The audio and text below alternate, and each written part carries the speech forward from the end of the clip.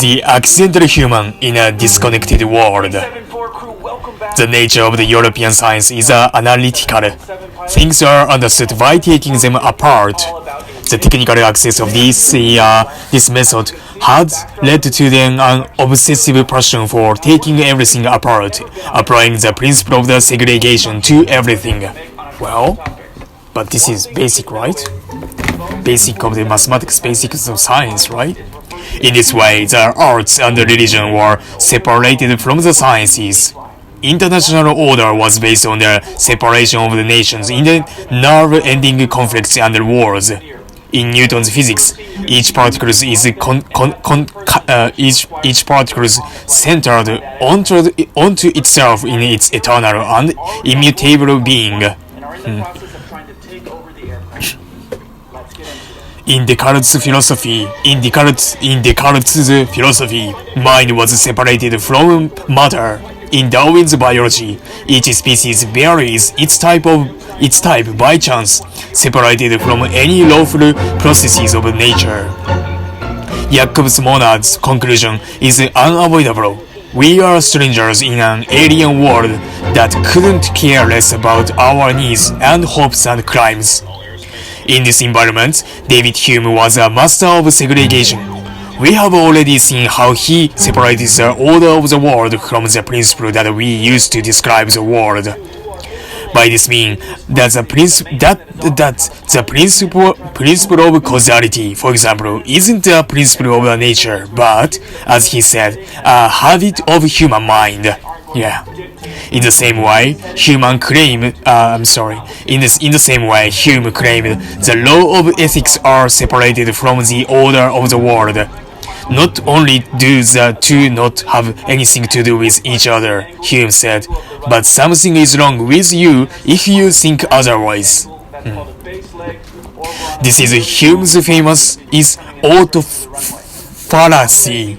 It is an error, he said, to try to derive principle of ethics, which tell us what ought and ought not to be done, from the principle of nature, which tell us what is and is not the case.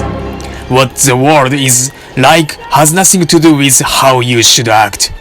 There is a clean cut between the rules that define cosmic order by describing what reality is and rules that define human order by prescribing what we should do.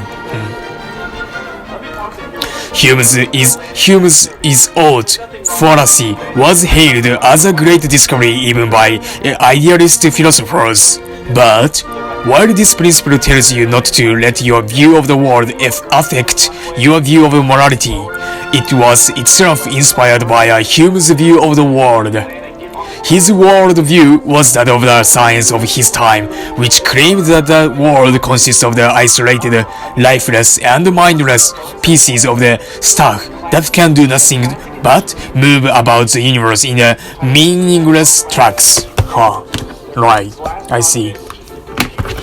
In this world, there are mechanical principles at work and nothing else.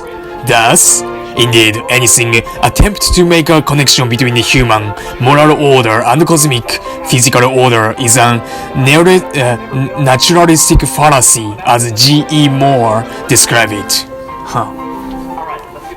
In chapter 5, we saw how contemporary biologists are completely immersed in the classical worldview. This should mean that they, too, would avoid any connection between the moral order and the natural order in order to be logically consistent. Nevertheless, the sociobiologists fall victim to the naturalistic fallacy and allow their biology to inspire their moral theory.